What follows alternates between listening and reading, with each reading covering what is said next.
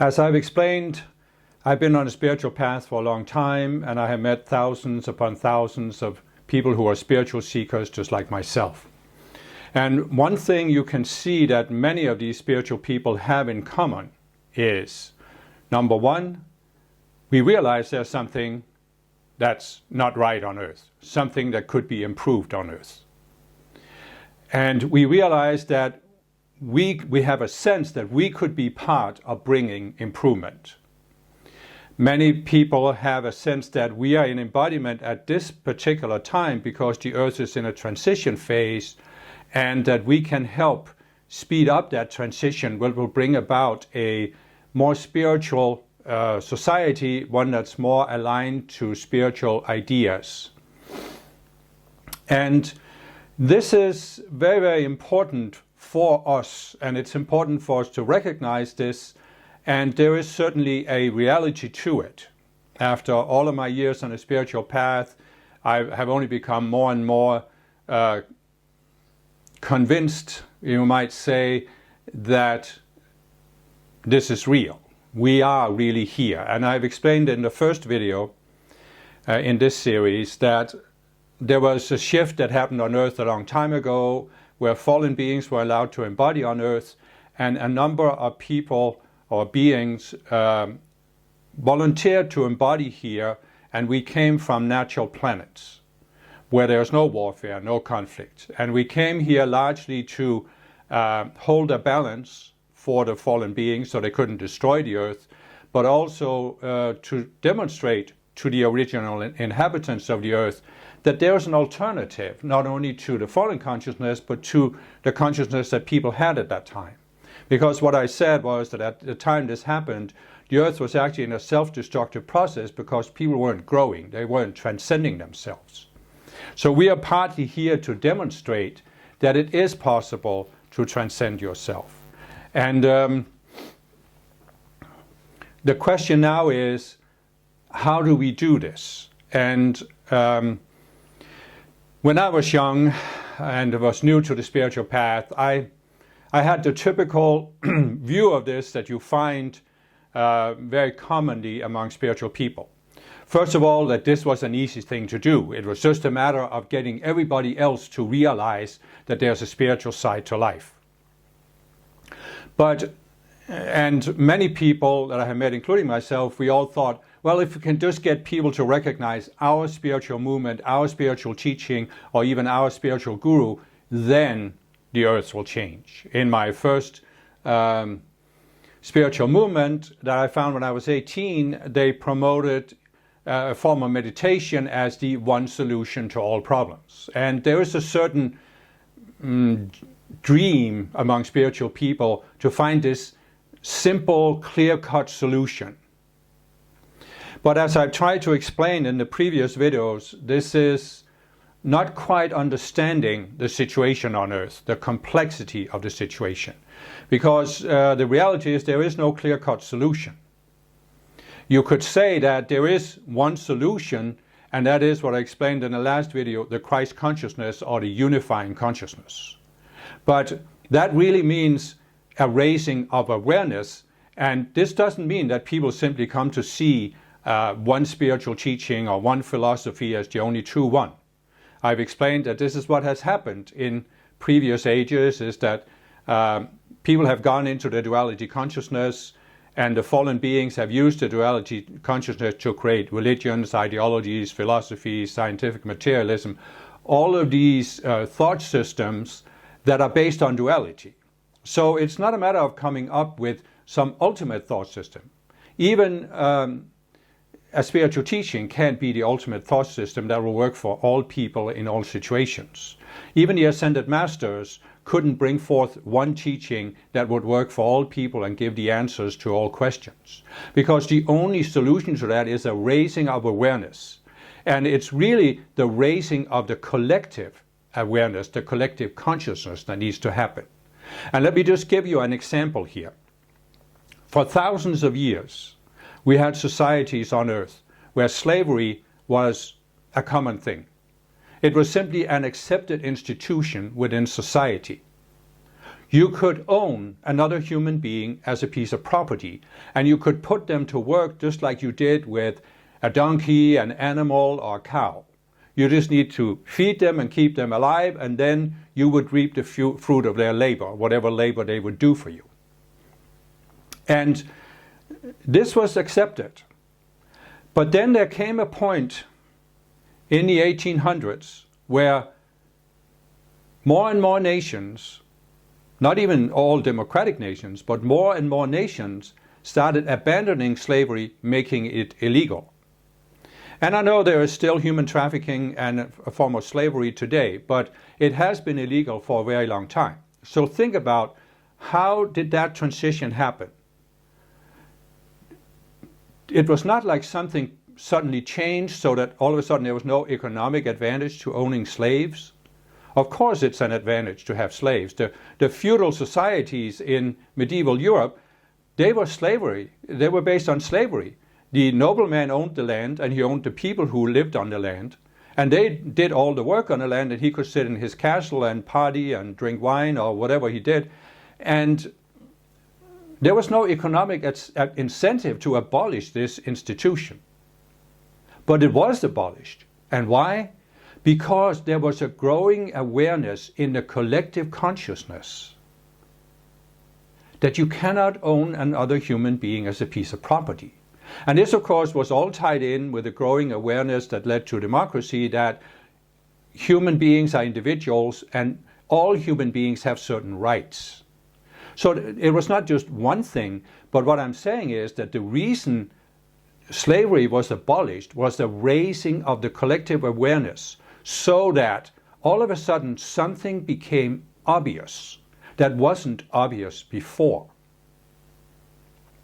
And this is how change happens on a planetary scale. The reason we have current conditions is that there are certain collective illusions that are hanging like a cloud or a fog. The Buddha talked about the veil of Maya. Maya is illusion.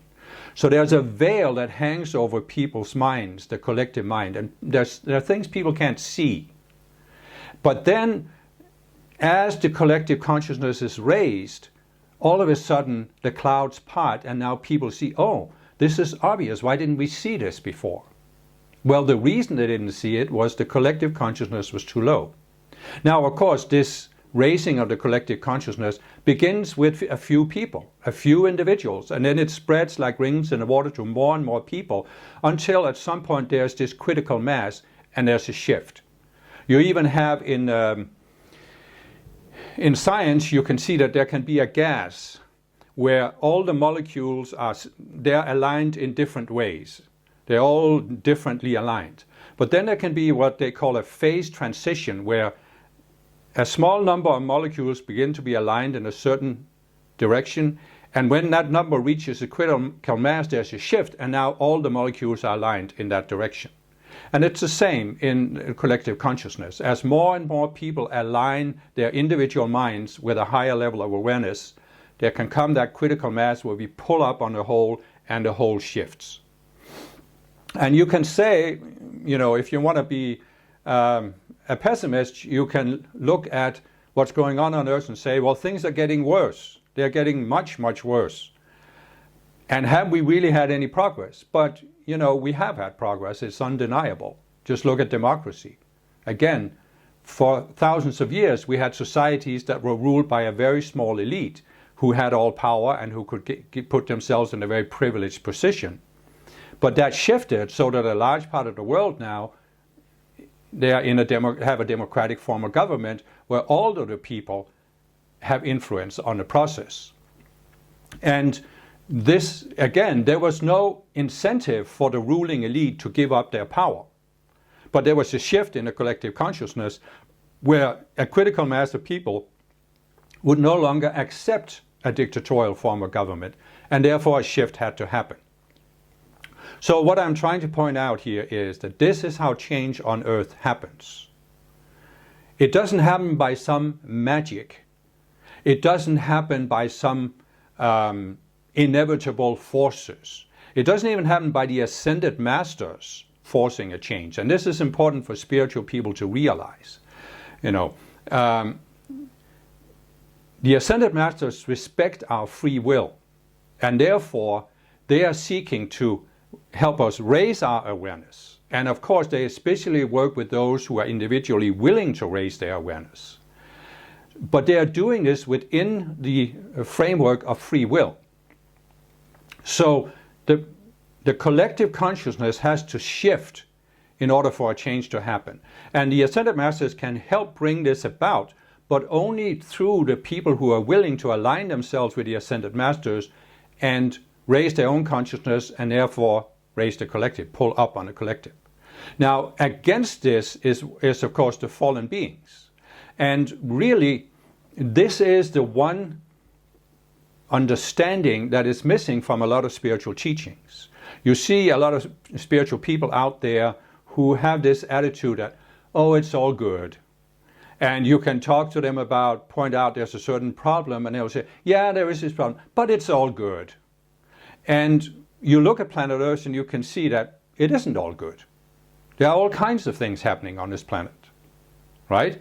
And some will say they're getting worse, and I'll explain later why that is. But what you have to realize is that there are forces, whatever you want to call it, there are forces, there are beings on Earth who are working against progress, who are working against the raising of the collective awareness, who are working against democracy, bringing more freedom, giving people rights. And they are especially working against overcoming poverty and the lack of resources, because they want to control people by keeping them impoverished. And you can see how, for example, the power elite work against the spreading of knowledge. They didn't want the common people to be educated. They didn't want the common people to be able to read. So one of the big things that started overturning the reign of this ruling elite was the inventing of the printing press. So all of a sudden there were books, and you could spread information in another way. Another big blow to their power is, of course, the internet, where people can freely post all kinds of strange information. So what we have to realize as spiritual people, if we really want to have maximum impact on improving the Earth, is that there is this dynamic. The Ascended Masters are working to pull the Earth to a higher level. And there's an Ascended Master called Saint Germain, who is the ruling master for the next 2,000 years of the age of Aquarius. And he has plans to manifest a golden age where we overcome poverty, we overcome war, we overcome crime, torture, all of these things. And these plans are there. You know, he has the plans, but they are in the spiritual realm. And what Saint Germain is gradually doing is lowering these. I have talked in other videos how there are 4 levels of our individual minds. There are 4 levels of the collective mind. There's the identity level, the mental level, the emotional, and the physical. So Saint Germain has for some time now been gradually lowering his ideas into the identity realm, the mental realm, the emotional realm, and some of them have gone into the physical. But how can this happen? How can Saint Germain do this? Well, he can do this only through the minds of individuals who are able and willing to tune in to these ideas, and who are willing to catch an idea, say at the identity level, bring it down into the mental, make it more concrete, then give it some momentum in the emotional, and then bring it into the physical and present it in the physical. So this is the process I have been talking about in my last video of raising our consciousness beyond the 96th level of awareness, where we go into the levels of Christhood, or the unifying consciousness, and we tie into this Christ mind and really become more and more unified with it and become able to express it. So you could say that one of the goals of the Ascended Masters is to raise all who are willing to higher and higher levels of this personal Christhood. And this, as we are raising our awareness, this helps us then to tune into the ideas that Saint Germain is lowering through the mental, to the identity, mental, and emotional level. So we can catch these ideas, speak them out in the physical, implement them as new inventions or technology, new ideas in culture, whatever it may be. There are many, many of these ideas in all areas of society. It's not just one area of society. And it's not just a matter of It's not even a matter of making people aware that they are ascended masters. Saint Germain doesn't need to take credit for his ideas. He just wants to see them implemented, no matter where they came from. There are many people who have caught an idea from Saint Germain, presented it as their own discovery. And Saint Germain has no problem with that. He doesn't need a Nobel Prize. And so this is the one dynamic that's going on. The ascended masters trying to pull us up. Then you have the fallen beings who are doing everything they can to stop that upward pull and to pull in the opposite direction and to pull us down. And what I'm going to talk about here is how they do this. And I have already touched upon it. They, of course, do it primarily through the duality consciousness. But let's take a realistic look. Let's say that here we are on Earth, right? And we have the potential to raise our consciousness. We are born into a certain situation, a certain society, and in that society they have a certain identity, national identity, racial, ethnic, whatever it may be. But in order to fulfill our highest potential for this lifetime, in order to fulfill the life plan that we made before we came into embodiment, we have to raise ourselves above the collective consciousness. And that's why I've said that there is phases on the spiritual path. And the one phase is from the 48th level to the 96th level, where the primary goal is to pull ourselves above the collective consciousness, not only in the area where we grew up, but on the planet as a whole. And then above the 96th level is where we really start going into these stages of personal Christhood, where we become more and more unified with this, the Christ mind, the unifying mind. So the fallen beings have tried to do everything they can to prevent this upward movement. And by the fact that we have democracy, you can see they haven't been successful. They have, however, slowed it down a lot. The planet would have been a lot further along if they hadn't done this. So how are they doing this? Well, they're doing it on both a personal and a collective level. So let's say here that we have a person who comes into embodiment, and he or she has a potential in this lifetime to reach a certain level of Christhood. And this is the ultimate threat to the fallen beings. There's nothing they are more concerned about is to prevent people from reaching Christhood. That's why I said in the last talk, they took over the Christian religion, made Jesus an exception. They admitted there was one person who walked the earth with a high level of Christhood, but they want to make sure nobody else can emulate it. Nobody can follow his example and do the works that he did, even though he said we could.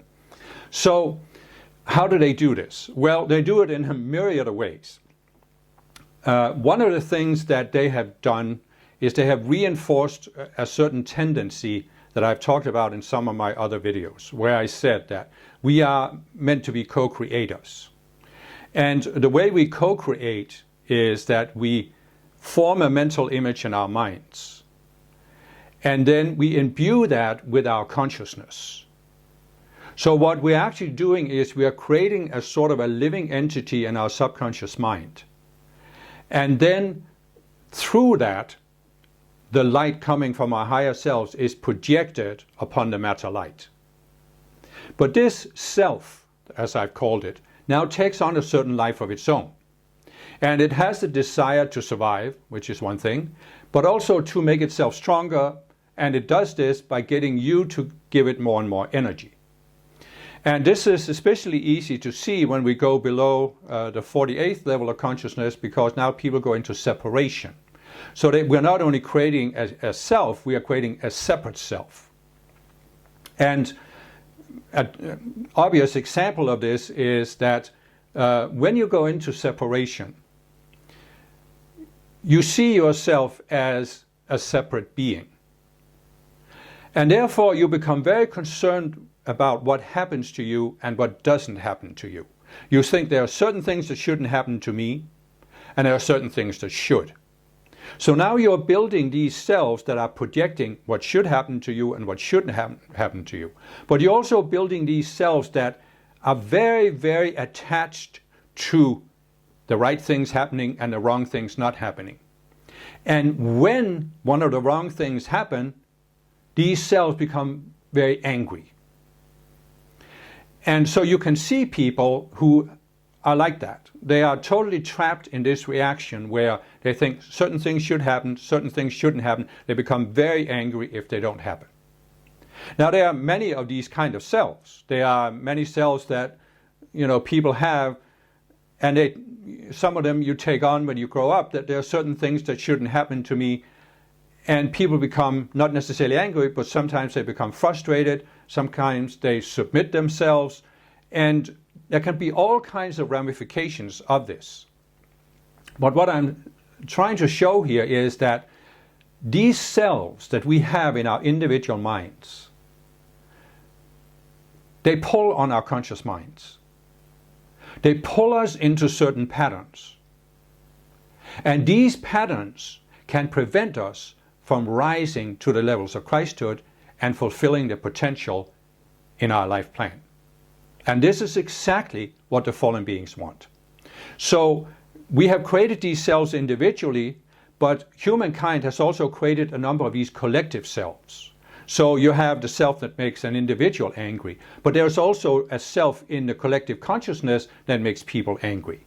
And this self is bigger than an individual. So sometimes if people have a very strong personal self, the collective self can pull on them so much that their individual minds are taken over by the collective self. They can't free themselves from it. And this is what the fallen beings have used. They have done various things, including putting out various philosophies that get people to lose their individuality to these collective selves. And just one example is addictions. There are many reasons why people go into addiction, but in many cases it's definitely because they can't stand their current state of mind. They are in a state of mind in their own psychology that is very, very difficult, very frustrating, and they can't stand it. So they need a relief from it. And so they use some kind of chemical in the brain to basically numb their brain so they don't feel anything. I'm not saying this is a full picture about addiction, but it's certainly one factor. And so what the fallen beings have done is they have put out various ideas, various philosophies that cause people to go into addiction. They say, oh, it's okay, I can have a drink. Why shouldn't I relax? Why shouldn't I have a good time after a difficult day? And gradually, this pulls on their conscious minds to where they lose the ability to stop. They lose the control over their minds because this collective entity, the alcohol entity, for example, is very strong, it overpowers people's individual minds. And this ties in with, of course, why do people feel that they can't stand their normal state of mind? Well, it's because the fallen beings have managed to create so many situations on earth that are so difficult for people, so frustrating. But there's also a certain underlying philosophy that ties into these cells that I said that, these things shouldn't happen to me, or these things should happen to me. And when the bad things happen to you, you go into this sense of being powerless, sense of being frustrated, it becomes unbearable, so you want relief from it. So we can say that the fallen beings have managed to create a situation on earth where there is a lot of conflict, there is poverty, there is a lot of frustration. But at the same time, they have projected into the collective consciousness that certain things shouldn't happen to people. And this means that we have a certain situation on earth, certain conditions on earth, but people have an expectation that these conditions shouldn't be there, and the inevitable result is frustration. And one way people deal with this is they go into addictions. And what does addictions do? It pacifies people. You are not growing towards Christhood if you are addicted to some chemical substance, but more than that, people can't change their society. So there are two aspects of what the fallen beings want to do. They want to prevent the spiritual people the ones who have a potential to grow towards Christhood. They want to prevent them from growing. But they also want to prevent the general population from accepting change. In other words, the fallen beings did everything they could to prevent the general population from accepting the shift to democracy. They weren't successful in all countries. They are still successful in some countries because there are some countries where the population, they don't believe in democracy. And so they're doing everything to prevent the shift in the collective consciousness, and they are also working very hard to prevent the spiritual people from bringing about that shift by pulling up on the collective. And we pull up on a collective by attaining higher degrees of Christhood, and this is what they want to prevent. So what I'm saying is, here we are on Earth. What's the situation we're dealing with? Well, first of all, we have the collective consciousness. In the collective consciousness are all of these collective selves. They have, in some spiritual teachings, we call demons or entities, addictive entities, but they're simply collective selves. But they have a certain amount of energy that's accumulated in these cells, for example, in the collective emotional body. There is an angry self that has a lot of anger energy, and it can direct this energy at an individual and overpower that individual so that you go into a reaction of anger. But of course, they can only do this if we have these selves in our own collective minds. So as spiritual people, what we need to do if we want to fulfill our highest potential is we need to look at this and say, okay, the situation I grew up in, what are the collective selves I can identify? What kind of identity was I brought up to accept for myself? And what limitations are built into that sense of identity? Then you also need to look at humankind as a whole. What are the tendencies in the collective consciousness? And then you need to look at yourself and say, do I have an individual self that ties me into this collective self?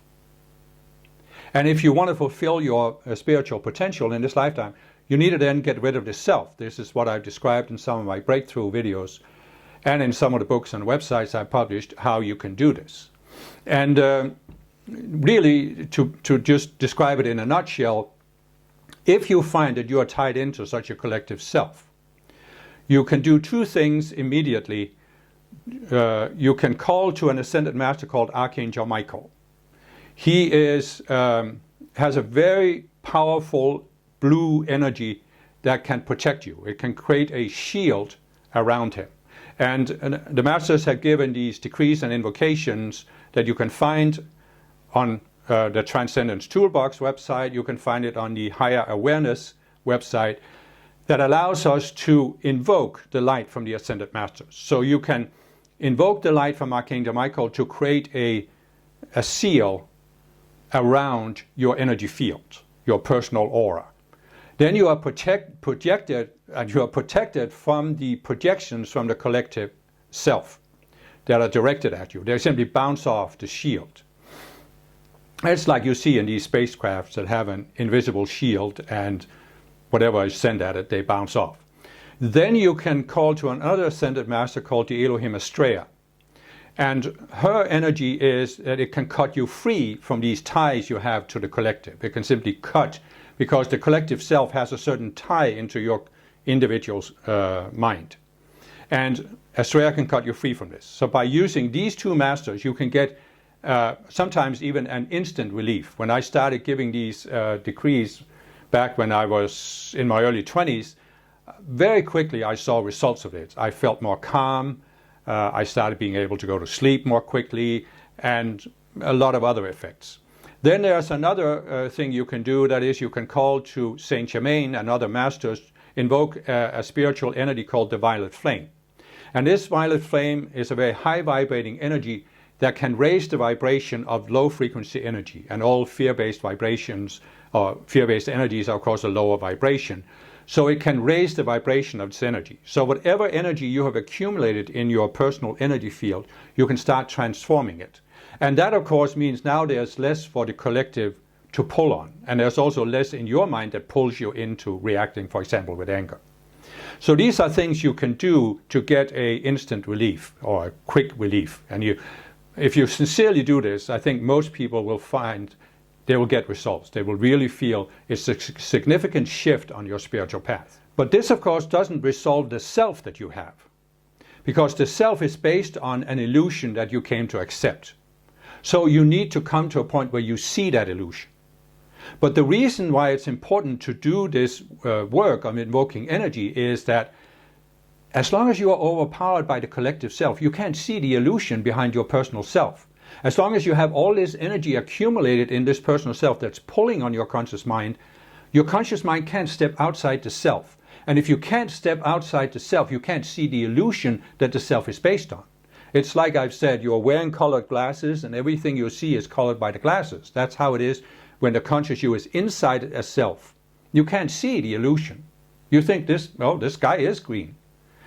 And so you have to step outside, and the less of a pull there is from this energy, the easier it is for the conscious you to step outside, look at this self and say, why am I reacting this way? I don't want to react this way.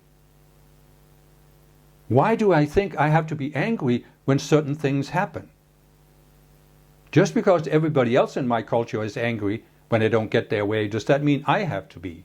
And then you can start looking and unraveling these selves. And really, there isn't anything you cannot overcome by this process. I mean, you can literally overcome any illusion, any addiction, any pull on you this way. But of course, this is a process that takes time. You can't do it in 5 minutes. It's really a lifetime commitment for the rest of your lifetime to reach as high of a level of Christhood as you possibly can by overcoming more and more of these selves. And so you have, what I'm saying is, the first thing you really have to do is to pull yourself above these collective selves. But there are, of course, some very subtle collective selves that the fallen beings have created, because what the fallen beings have created over the very long time they've been on Earth, but even before they came to Earth, is all of these illusions. And they have projected these illusions into the collective mind here on Earth.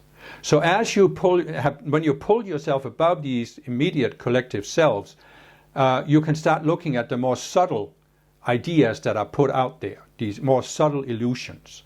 And this is when you start expressing your Christhood.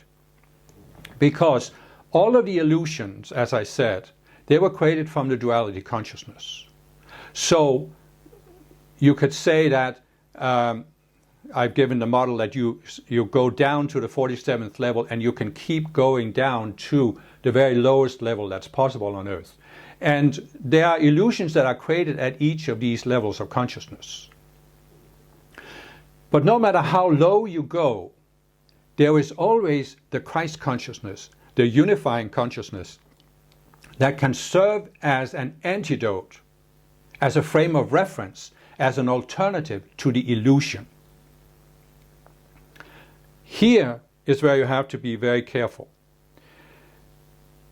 Many spiritual people, and myself for probably 30 years, we have been caught in this thinking that, yes, there are illusions on Earth. Maybe we even recognize there are fallen beings on Earth that have created these illusions.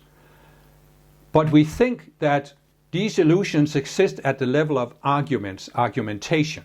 So in other words, we think that the fallen beings have used their duality consciousness to come up with an argument or a philosophy, an illusion, and it must be possible to come up with an argument in words that will counteract this. So we think we should be able to outsmart the fallen beings. We should be able to out-reason, out-argue the fallen beings. And I was in this state of mind for a long time, and it was really hard for me to give it up, because I thought that I should be able to come up with an argument to counteract every illusion by the fallen beings, and if I couldn't, there was something wrong with me. I wasn't evolved enough, I didn't have a high enough level of Christhood. But the reality is that this is not how the Christ mind works. The Christ mind works in a different way. The Christ mind is not seeking to argue with people at the level of the arguments. It's seeking to help people question their current state of mind, their current sense of reality, and therefore be open to a different, a higher sense of reality.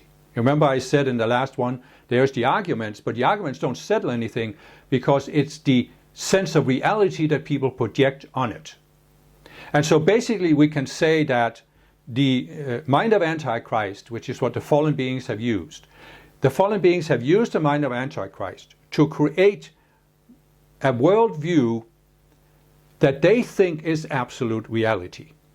They think this is real. This is how the world really is. And the Christ mind is not seeking to argue with them. It's just seeking to demonstrate there is a higher reality. No matter what sense of reality the fallen beings have created, there is a higher reality. And so an example of how the Christ mind works is actually this fairy tale by Hans Christian Andersen. You have probably heard about it or read it when you were a child. It's called The Emperor's New Clothes. I'll just give a very quick summary. There was an emperor who had a birthday coming up, and there was a crew of tailors who came into town. And they managed to convince the emperor that they could create the most sophisticated clothes for his birthday celebration ever seen, that any emperor had ever worn. And they were doing all of the movements, doing all of the things to pretend like they were creating this clothes, but they weren't creating anything. And the emperor, in fact, had nothing on, but they thought, or they were projecting the illusion that he was in this sophisticated clothes. And the emperor, of course, was so taken by this that he didn't want to contradict them, and the people in the court, they didn't want to contradict him either. So everybody played along with the illusion and thought, yes, the emperor is wearing this fantastic clothes. And then comes the birthday celebration, he goes out in front of the people, and the people don't want to seem like they're not sophisticated either. They are also pretending, oh yeah, I can see the clothes, this is really something. Until finally one little boy says, but the emperor has nothing on. And that shatters the illusion, the sense of reality that they had built.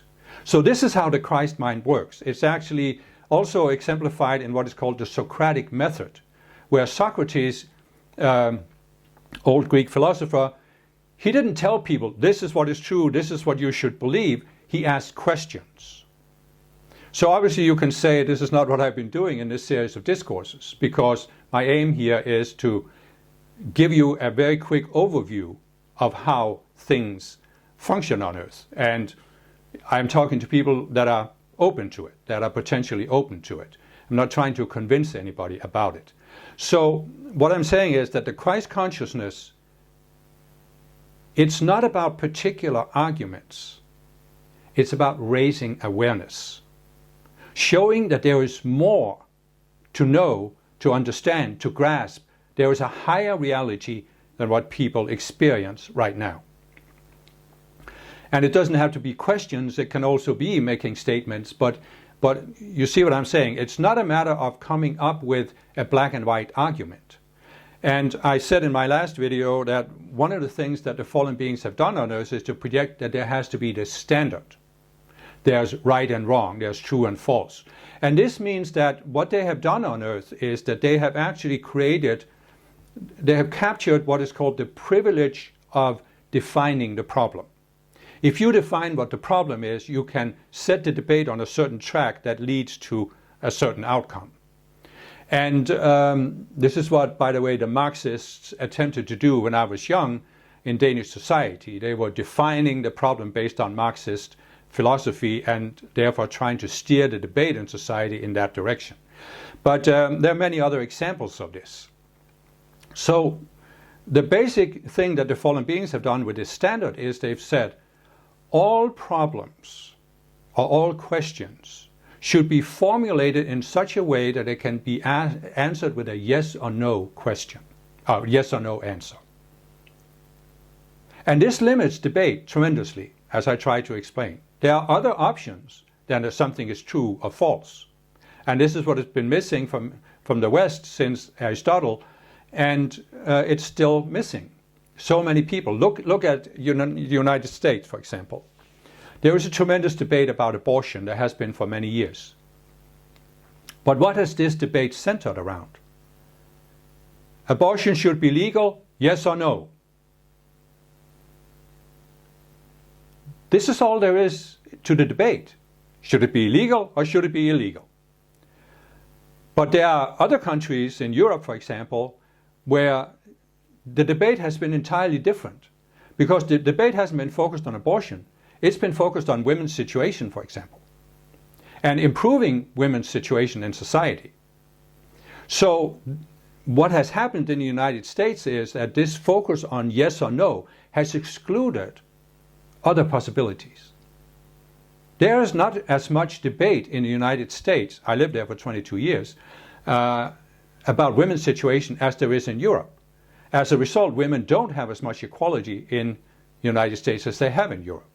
So what I'm trying to say here is, without going into the abortion debate, there are many nuances, many aspects of people's situation that are being excluded when our debate is focused on yes or no, legal or illegal, this or that. They are simply lost in the debate. And so one of the things that you can do when you reach higher levels of Christhood is you can go into a certain area of society where you have an interest, you have a passion, you have an expertise, and you can speak out that there are other nuances here. There are other things that should be debated. There are other things that should be taken into consideration, because our debate is too simplistic. Our definition of the problem is too simplistic. It's too black and white. So this is just an example of how the Christ consciousness works. And this is our potential as spiritual people. And in order to do this, we have to raise ourselves above this main illusion of the fallen beings, that there is a standard and that everything should be formulated as a yes or no question. It's the same with computer technology. It's on or off, 1 or 0, binary logic. And this permeates society. So, obviously there is still a lot of room for different opinions here. I'm not saying that all Christed beings will agree on everything, at least not at the lower levels of Christhood. There can still be differences of opinion. But as we rise higher and higher and become more and more unified with the Christ mind, we come to see that, well, first of all, we identify ourselves less and less with these outer opinions and viewpoints. And suddenly we realize that raising consciousness is more important for me than promoting a particular opinion, defending a particular opinion. But we also realize that instead of convincing somebody that I'm right, it's more important to help that person raise his or her consciousness. So our focus shifts. We are not so attached to these viewpoints. And one of the really important aspects of this is that you have, I don't know how many spiritual people there are on earth, but there are many. I mean, millions and millions of millions. And I would say that there are enough spiritual people on the planet to have a decisive impact on shifting the collective consciousness. Now, we have to some degree shifted, but we could shift it a lot more. But the reason we haven't had a bigger impact is that we're all divided, we're all pulling in different directions. And this is because, and I did it myself for at least 30 years on my spiritual path, I had the idea that the solution to the problems on earth is that everybody, or at least the majority of people, become converted to my spiritual teaching, and they follow my teaching and my guru. Then we can solve all problems on earth. But as I've said in some of the other videos, this just isn't realistic. What will shift the collective consciousness is that certain universal ideas come to be accepted by a critical mass of people, like I said, with slavery, with democracy. And if we as spiritual people sit in our own little groups, in our own little movements, and we are all trying to promote our movement as the only solution to the world's problems, we're not unified. We're pulling in opposite directions. And therefore we can't have the maximum impact on the planet. So the only way we can really have maximum impact is that we rise to higher and higher levels of Christhood, where we begin to see, well, it's not so important whether people believe in a specific spiritual movement. what is important is that they believe in a certain universal idea. And it doesn't matter where it came from. Because the ideas ultimately, they don't come from a particular person, a particular guru, or a particular teaching. Ideas come from the ascended masters, from the ascended realm. And there may be a guru who tuned into that idea, but it doesn't mean that other people couldn't tune into the same idea independently. So the question really is, as spiritual people, do we want to see the earth change? Or do we want to take credit for changing the earth? Do we want, in our little group, to take credit for changing the planet? We were the ones who changed the earth. Or do we just want to see the earth change? In my first spiritual movement, I found when I was 18, they were convinced that by promoting this form of meditation, all of these wonderful things would happen on earth, and we would be credited as being the pioneers, the forerunners who brought this change about. In my second spiritual movement, the same attitude. We were the pioneers. We were the ones who could tune in and realize there was an ascended master teaching. We were giving all these decrees to transform the collective consciousness. And eventually, we would be credited as being the ones who were just important as Jesus' disciples, because we were the pioneers who brought in the Aquarian Age. Now, this is just two. But I know there are many other spiritual movements who have much the same attitude. They are sitting there, we are feeling special, we are feeling holier than thou because we are in this organization, we grasp this teaching, and we, in our minds, we hold this image that one day our movement, our guru will be recognized. This was the most advanced guru on earth. But this is not the higher levels of Christhood. Because at the higher levels of Christhood, you see, it's ideas that will shift the earth. And it's not a matter of that an idea, you could say democracy is an idea. Yes, there were some Greeks 2,500 years ago who had some ideas about democracy, even though women couldn't vote, for example. But they didn't invent the idea. They don't have a patent on it. It's an idea that came from the ascended level. And then it was forgotten for over 2,000 years. And then some people tuned into it again. It wasn't that they tuned into the Greeks. They tuned into the universal ideas that brought forth democracy. And it's the same thing here.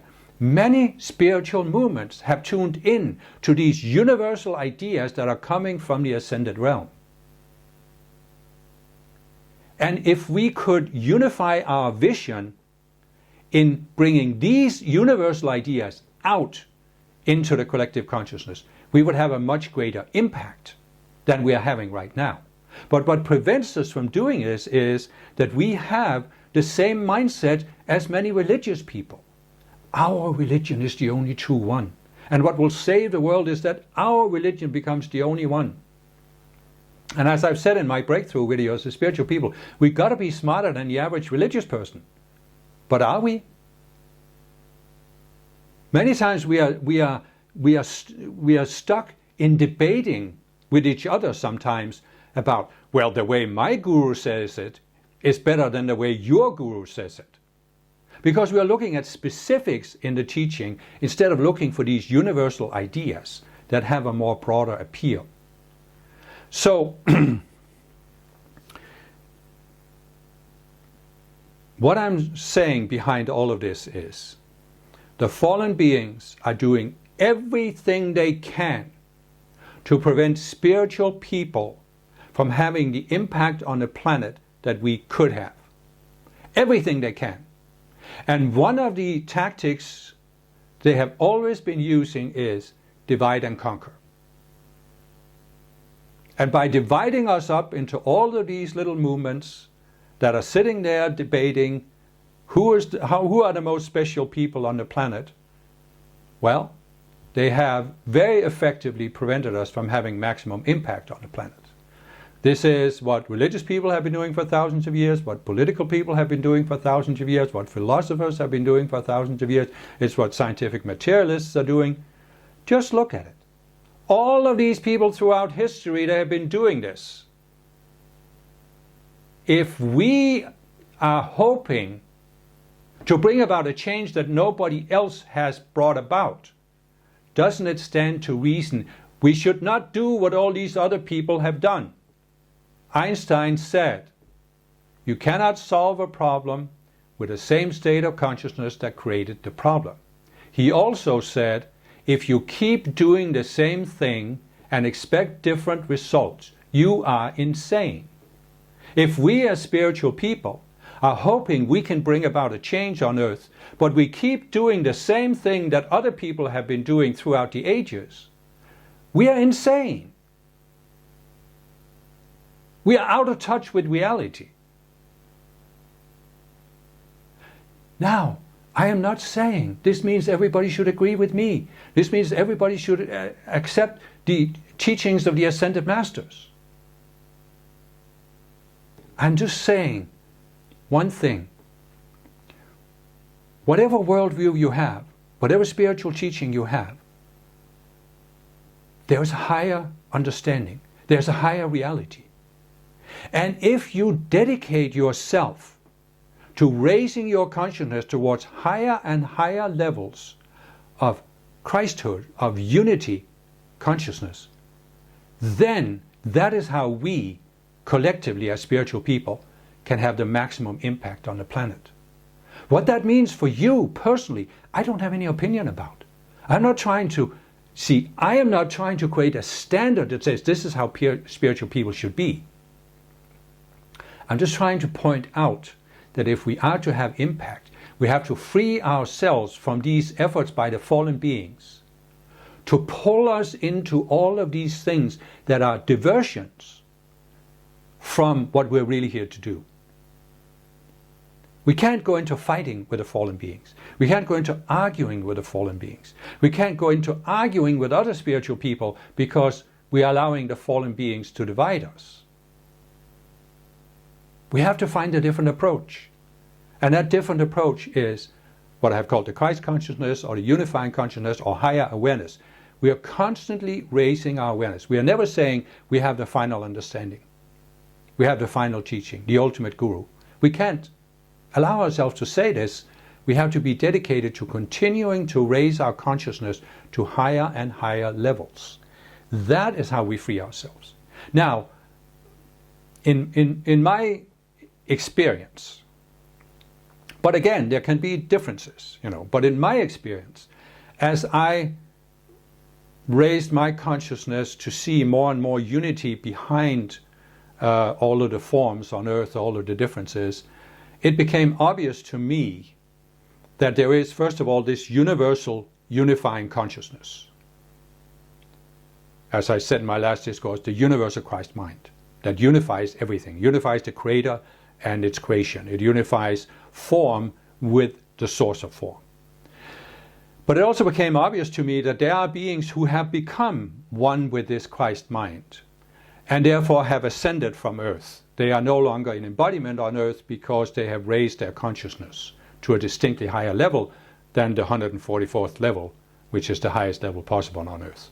And I call them ascended masters. You may call them other things, spiritual guides, you may call them whatever, angels, whatever. They have been called many things throughout history, but it became obvious to me that there are these beings that are the source of spiritual teachings, of true spiritual teachings, valid spiritual teachings.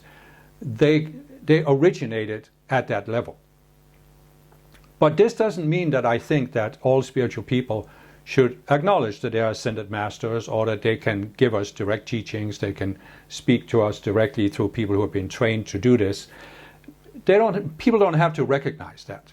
But I think it would be very helpful to realize one simple thing. There is a level of consciousness that is fundamentally higher than anything you can have on earth. And this is, as I've said, the universal Christ mind. This is the source of life, the source of truth. And it all comes from there. Whatever is worthwhile, whatever is valid, comes from there. And the real goal of the spiritual path, whatever form it takes, is to reach, as I said, higher and higher levels of consciousness, to shed all of the illusions until we become individually more and more one with that universal Christ mind. We become, as Jesus demonstrated, we become the living Christ in embodiment. And Jesus said it. Pontius Pilate asked him, what is truth? And he said, I am the way, the truth, and the life. So the reason why Jesus said this was he had attained that union with the universal Christ mind, become the individualized Christ, the living Christ on earth. And it was simply the universal Christ mind speaking through him. The universal Christ mind is the way to higher and higher levels of consciousness. It is the truth that gives the alternative, the frame of reference, the higher reality than all of the lies coming from the fallen consciousness and the duality consciousness. And this is what gives you life in a spiritual sense.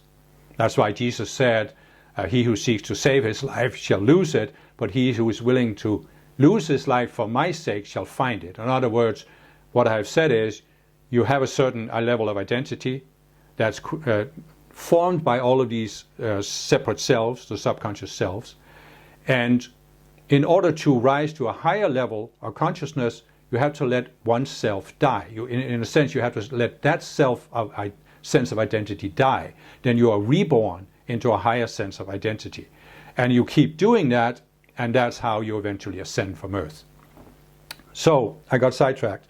What I wanted to say is, if we as spiritual people could realize that whatever level we are at right now, whatever outer teaching we have, whatever outer organization we have, whatever outer guru we have, there is always a higher level of consciousness. And we reach that higher level by contacting this universal unifying mind, whether you call it the Christ mind or something else, but we are unifying with this mind. And this is an ongoing process that will not end as long as we are on earth. So if you as an individual are always striving to reach a higher level of consciousness, that is how we as spiritual people can have the maximum impact on pulling up on a collective. I have known spiritual people who found a spiritual organization, a spiritual teaching, a spiritual guru, and then they decide, I'm home now. I just need to stay here. I study the teachings, I practice the practices that are prescribed, I obey the guru, and then that's all I need to do. But this can cause your growth to come to a halt. It may not necessarily, but it can. And you're not pulling up on the earth by staying at a certain level of consciousness. You are pulling up on the earth by rising to a higher level of consciousness. And that's always the case. So, the real underlying way that we can have a positive impact on the planet, can change the earth, is by raising our consciousness. But we can of course also go out and speak out from our higher level of consciousness. And as I said, it's not a matter of promoting a particular opinion or viewpoint or philosophy. It's a matter of showing people there's an alternative to their present level of consciousness. But we can also do other things. If we are willing to recognize that there is such a thing as ascended masters, we can start working in a partnership with the ascended masters. And I have mentioned this in other videos, but I'll describe it again. Free will is the law for planet Earth, the absolute law. And the way this works is basically that the ascended masters respect free will and will not do anything to violate it. That is one reason why you don't see some undeniable manifestation on earth that ascended masters exist. Because according to free will, at least at this point on earth, there must be plausible deniability. It must be possible for people to deny that ascended masters exist. And the ascended masters respect this. So they are seeking to raise the earth and pull up on the earth, but they can only do it within the law of free will. Now the fallen beings, on the other hand, they are seeking to pull the earth down to counteract what the ascended masters are doing, and they don't respect free will. So they are doing everything they can to violate people's free will. And they are seeking to control people, they are seeking to deceive people, they are seeking to force people, they are even seeking to destroy people. There are fallen beings who have an agenda to prove that God was wrong, the Creator was wrong for giving people free will, because they are saying that it leads to chaos and people will get lost. So therefore we, the fallen beings who are so sophisticated, we should be put in charge so we can force people to raise their consciousness and ascend. This is a complete misunderstanding of how the raising of consciousness works, but that's what they believe. So as a result of this, they are trying to get people to misuse their free will. Basically, if they could, they would try to get people to destroy the planet, blow it up in a war or something, so they can, in their minds, prove that God was wrong, free will is wrong, it was a wrong experiment. There are also fallen beings who just want power, they want control. They want to control everybody on earth, and are seeking to do everything they can to set themselves up in positions of power. And then there are those who just want to create chaos. They just want to create chaos and destroy. Anything positive will seek to destroy it. So this is what they can do because they don't respect free will. So what I'm saying is, there's a force that's pulling up, and there's a force that's pulling down. And what happens on Earth is really a matter of the balance between these two forces. And as I'm saying, there has been a long period of time here where very, very slowly and gradually, with some big ups and downs, but the Earth has been rising higher. That's why you see democracy, overcoming of slavery, more awareness of almost all aspects of life. Why do we have the progress we have? We have more awareness of how the world works. But the fallen beings are always trying to sabotage it, to derail it, to delay it. And the real question here is, we have a dynamic on Earth. We have the entire population on Earth, right? And we have the lowest 10%. They're not all fallen beings, but many people have been overpowered and deceived by the fallen consciousness. So they are in this fallen consciousness. So that's the lowest 10% of the people in embodiment. They are pulling the Earth down. Then you have the top 10%, and they're not all avatars who came from a natural planet, but many of them are avatars that came from a natural planet. And they're seeking to pull the Earth up. And then you have the 80% in the middle who are the original inhabitants of the Earth. And really, the fate of the Earth cannot be decided by the fallen beings. It cannot be decided by the avatars. It can only be decided by the original inhabitants of the Earth. So the question really is, where is the original inhabitants at? Where's the collective consciousness for them at? And the question is, will they be pulled up or will they be pulled down? So what we as spiritual people can realize is that there is this dynamic. And as I said, the Ascended Masters have to respect free will. They cannot intercede on Earth. They have tremendous power. The Ascended Masters have the power. They could basically change the Earth in a very short period of time.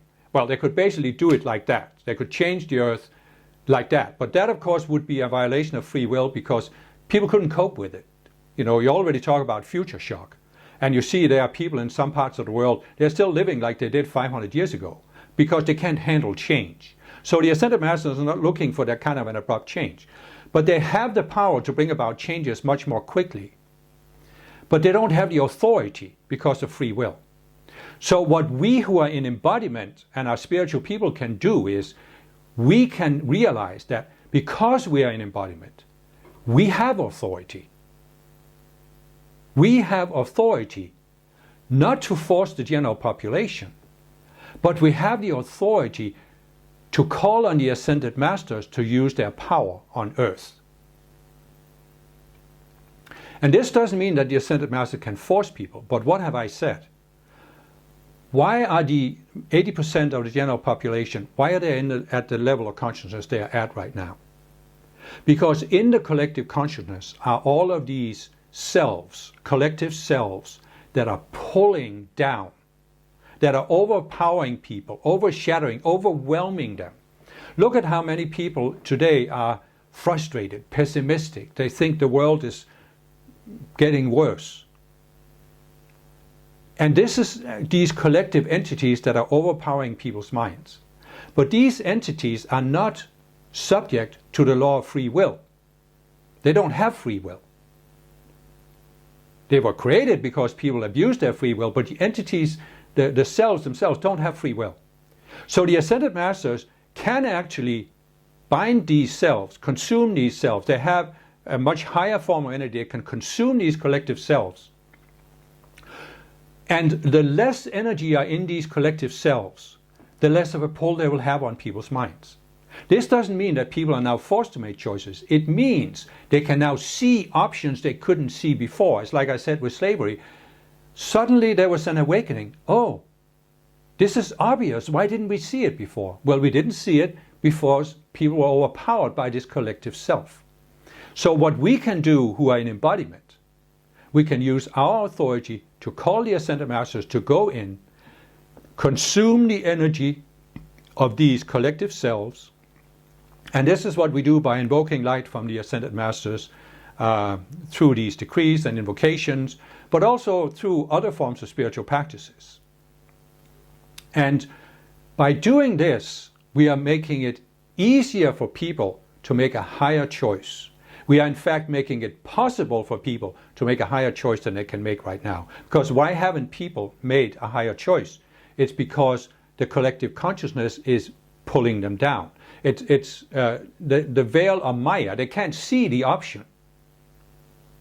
There are people who can't see democracy as something valuable because the collective consciousness in their nation is preventing them from seeing it. It's the veil of Maya. So by removing that energy that has been accumulated collectively, suddenly people can wake up and say, oh, but the emperor has nothing on. Of course we want democracy. You can basically look at it this way. You can say, the 80% of the general population on Earth, of course they want the best possible life. However they see it, they want a better life. It's just that many of them, because of these collective illusions, these collective selves, either they can't see how a better life is possible, or they can't accept that it's reality. They can't accept that it's real.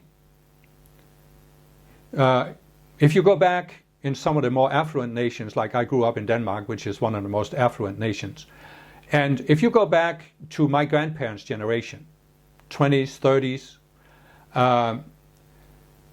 they thought the only way to live was to get a job at a factory and work for this fairly low wage, and you could live in a small, cheap apartment. You could never dream of having a car or buying your own house. That was all they could see as a life for themselves. And now we have a situation in Denmark where most people can accept that I could get a better job, I can get an education, I could buy a house, I could buy a car. They take this for granted. Why? Because the sense of what's possible, the sense of what's a real possibility has shifted. And you can see many countries in the world where, again, people are so burdened by poverty, for example, they can't even accept it as a realistic possibility. But once the collective consciousness shifts, then people's acceptance shifts. And as I've explained in the previous videos, we are co-creators. The current state of poverty, the current lack of resources, is something we have collectively co-created by the general population coming to accept, oh, we can't have a more affluent life. And why have we come to accept this? Because the fallen beings have formed an elite. They want to set themselves up as having more affluence than the population. And how can they achieve this? Only by creating a society that's based on this illusion that there isn't enough affluence or resources so that all people can have the abundant life. Only a small elite can have it. And they have managed to get the population to accept this. And that is why we have the current conditions of poverty, and we have this insane distribution of wealth where 1% of the population controls 90% of the wealth on earth. This is literally insanity. But it's upheld because so many people accept, oh, I can't have the abundant life. And when that perception, when that sense of reality shifts, then the abundant life will be manifest. First of all, there will be a different distribution of resources, but there will be resources that will be discovered that haven't been discovered yet, and much more wealth will be brought forth. This is what Saint Germain has plans for in his golden age. So what I'm saying is, we are spiritual people. We are in embodiment. We have the right to call the ascended masters to go in, transform the energy, consume these collective beasts that are pulling on people's attention. And when these collective beasts are minimized in strength, people will begin to see options they couldn't see, and therefore they can make freer choices. And when people see that it's possible to have a better life, they will want a better life. The vast majority of people are not masochists. But what we can do, we can give them the option to choose a better life. We're not forcing their choice. We are giving them the choice that they don't have right now, because the fallen beings have managed to make them believe they can't have it. So this is what we are here to do. And the most powerful way to do this is to enter into a working relationship with the Ascended Masters. There are any number of tools they have given us. They have given many through me, but there are other sources of it you can find. You can find these tools on a website I have created. It's called Transcendence Toolbox. And you'll find all of these tools. You can make calls to the Ascended Masters. And when I realized this was many years ago, back in 1984, when I realized this possibility, I was incredibly excited. I felt this was definitely part of my life plan.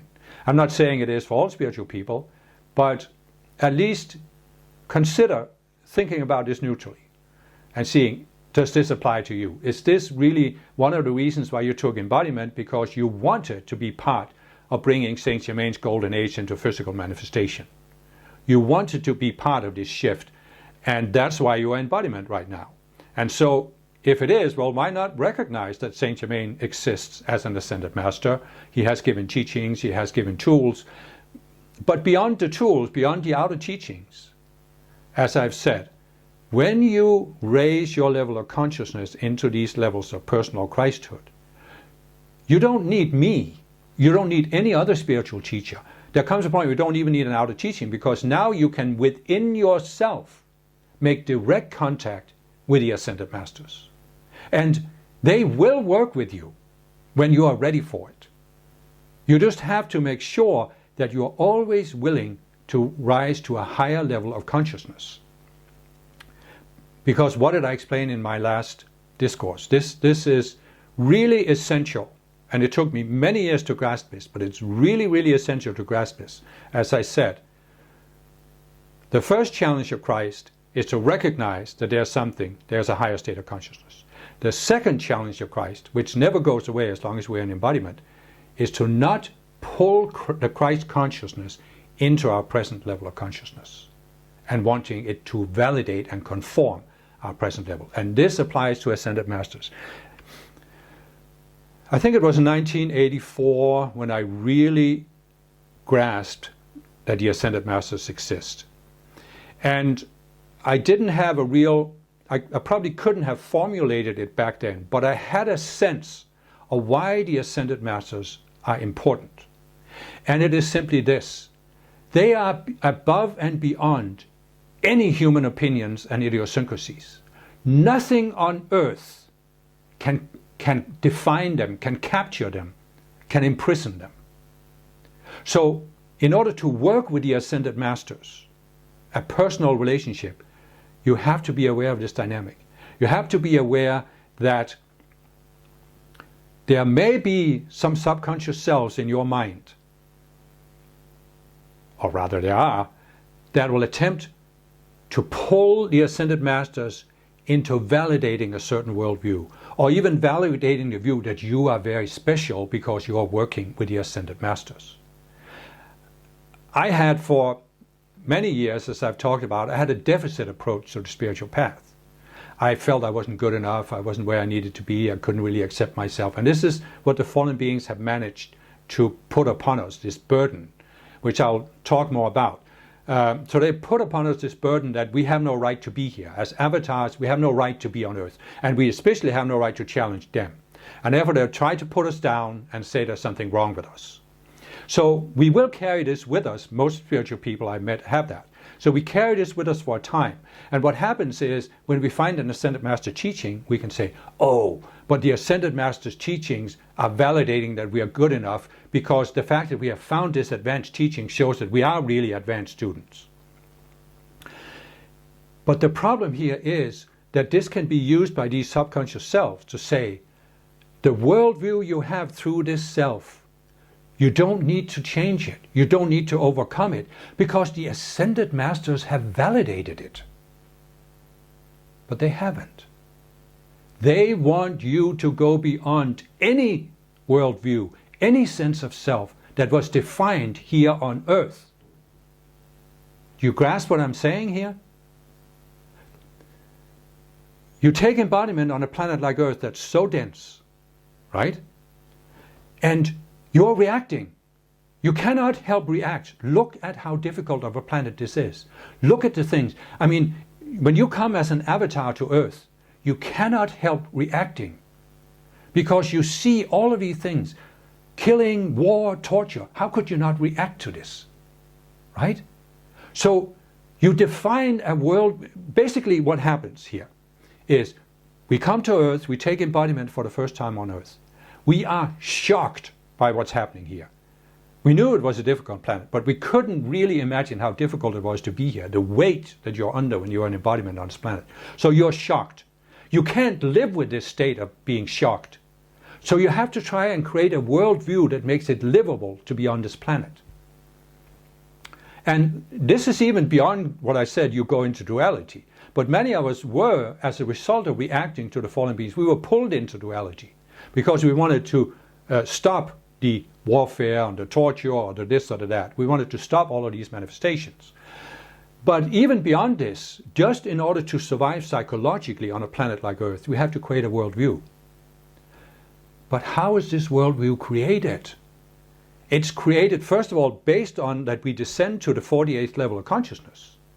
But it's also created in reaction to conditions on Earth. Whoever you are, however long you've been on the spiritual path, you have this worldview that you had dragged with you for many lifetimes, that based on this initial shock of coming to Earth, that enabled you to survive psychologically on Earth. But it was created in reaction to conditions on Earth. Right? And this means one thing. In order to rise to a higher level of Christhood, you have to let go of this worldview gradually, because a Christed being is not reacting to anything on Earth. You are here to change things on Earth. You are here to change conditions, not react to current conditions. And ask yourself this question: how can we change current conditions on Earth? Well, not if our entire view of Earth is colored by this sense of self that was created in reaction to current conditions. You cannot solve a problem with the same state of consciousness that created the problem. You cannot change current conditions by being in a state of mind that is a reaction to current conditions. We have to transcend it. And this is what the Ascended Masters want us to do. That's why when you start working with the Ascended Masters, it's very important to keep this dynamic in mind, so you don't seek to use the Ascended Masters and their teachings to validate the worldview that was created in reaction to conditions on Earth. The Ascended Masters have ascended, and they ascended by transcending the conditions on Earth and their reaction to the conditions on Earth. They want to raise conditions on Earth, but you do not raise anything by reacting. You cannot raise current conditions by reacting to current conditions. Only by being willing to rise higher and higher, so that you are free from your reaction to current conditions. And that is why you can be as the little boy who cried out, "But the emperor has nothing on."